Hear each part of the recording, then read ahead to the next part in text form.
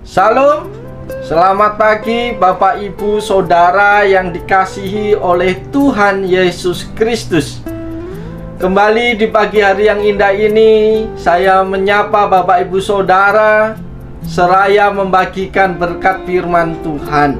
Firman Tuhan pada pagi hari ini terambil dari kitab Amsal pasal 15 ayat yang ke-13 yang berbunyi demikian: hati yang gembira membuat muka berseri-seri, tetapi kepedihan hati mematahkan semangat. Amin. Bapak Ibu yang dikasihi oleh Tuhan Yesus Kristus, hati yang gembira membuat muka berseri-seri dapat dimaknai adalah hati yang senang, atau artinya hatinya lagi gembira, lagi sukacita. Besar hati atau bahagia menjadikan raut wajah yang tampak bercahaya, semarak, tampak ceria, ada kemuliaan, indah, cantik, elok, atau bagus. Oleh sebab itu Bapak Ibu yang dikasihi Tuhan, melalui firman Tuhan pada pagi hari ini, mari kita dengarkan apa yang menjadi pesan Tuhan pada kita pada pagi hari ini. Pesan Tuhan pada pagi hari ini ada beberapa hal yang penting yang bisa kita petik, yang bisa kita pelajari dari bagian firman Tuhan ini. Yang pertama adalah hati yang gembira membuat muka berseri-seri. Apabila berseri-seri adalah bercahaya, bersemarak, tampak elok, indah, tampak ceria atau cerah sekali, maka muka berseri-seri adalah muka yang bercahaya atau yang bersemarak. Muka berseri-seri adalah wajah yang tampak elok, indah atau cantik, wajah yang tampak ceria atau cerah sekali.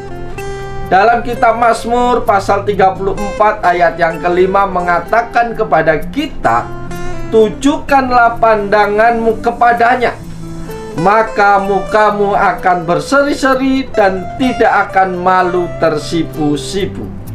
Bapak Ibu Saudara yang dikasihi Tuhan, pemazmur mengingatkan supaya kita mengarahkan pandangan mata hati kita hanya kepada Tuhan, supaya kita memfokuskan mata hati kita kepada Allah, maka muka kita akan berseri-seri, bersinar, bercahaya, dan akan tampak elok dan menyenangkan. Dan kita tidak akan tersipu atau malu. Apabila kita memfokuskan pandangan kita kepada Allah, maka Ia, Tuhan Yesus Kristus Tuhan kita, akan membuatnya terang bercahaya di dalam hati kita, agar mendapatkan terang kemuliaan Allah yang tampak dari wajah Yesus Kristus itu di dalam kehidupan kita. Itu pesan Tuhan yang pertama bagi kita. Pesan Tuhan yang kedua bagi kita pada pagi hari ini adalah kepedihan hati mematahkan semangat. Secara umum, kepedihan dimaknai sakit hati yang bercampur sedih, seperti luka yang ditetesi asam atau garam. Jadi, seseorang yang mengalami sakit hati bercampur sedih akan melemahkan perasaan hati, gairah, kekuatan, kegembiraan, dan kemauan untuk bekerja atau berjuang. Dalam Amsal 25 ayat 20 menyatakan, orang yang menyanyikan nyanyian untuk hati yang sedih adalah seperti orang yang menanggalkan baju di musim dingin dan seperti cuka pada luka. Bapak Ibu Saudara yang dikasihi Tuhan, pemazmur menyatakan bahwa orang yang menyanyikan nyanyian untuk hati yang sedih adalah seperti orang yang melepaskan baju di musim dingin. Bagaimana mungkin tidak kedinginan, dan bahkan terlalu dingin yang menyiksa diri, atau seperti luka yang ditetesi cuka, sehingga sangat pedih sekali. Pengkhotbah menuliskan, buanglah kesedihan dari hatimu dan jauhkanlah penderitaan dari tubuhmu, karena kemudahan dan pacar hidup adalah kesia-siaan. Pengkhotbah 11 ayat yang ke-10. Benar, buanglah jauh-jauh kesedihan dari hati kita. Buang jauh-jauh penderitaan dari tubuh kita. Mengapa? Sebab masa kemudahan dan pacar kehidupan adalah kesia-siaan belaka. Maka Bapak Ibu yang dikasihi Tuhan, kalau kita mengalami kepedihan hati, maka itu akan melumpuhkan semangat kita. Itu akan membuat daya juang kita semakin melemah dan merosot, sehingga kita tidak mampu melakukan apa-apa.